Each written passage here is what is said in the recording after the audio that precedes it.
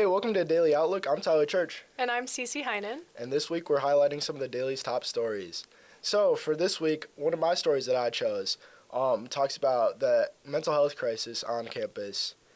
I just think as we get into the real depths of the spring semester, mental health kind of weighs on everyone, and I think the best way to get around that is start talking about it. And I feel like if we talk about it more, things really do start to get better after a while. I agree.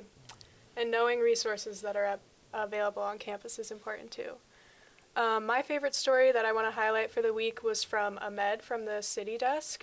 He talked about how Minnesota lawmakers are pushing to ban rent algorithms. There was a bill that was introduced on February 19th to ban these rent-fixing algorithms, and I think it's super important for students, especially those living on campus, to know what this bill entails and know how it might impact the amount of rent you pay for your living space. Another story that I wanted to highlight in more lighthearted news, third-generation hockey star Jimmy Snuggerud.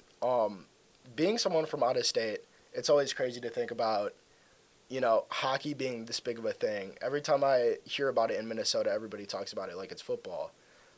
So thinking about 3 generations of hockey stars is kind of crazy to me. Having that long of a history of being high-level hockey players is always kind of crazy. My favorite story from the week was from the Opinions Desk by Izzy Curry called "We Care About Our Looks Now More Than Ever."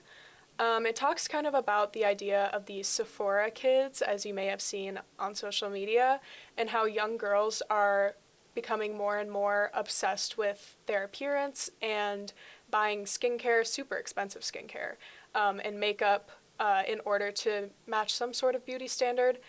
And I think my favorite thing about it was just how Izzy talked about what she used to do as a kid, like playing on iMovie on her iPod, which I can relate to, and how that differs from what kids are doing today. And I think it's a really eye-opening story.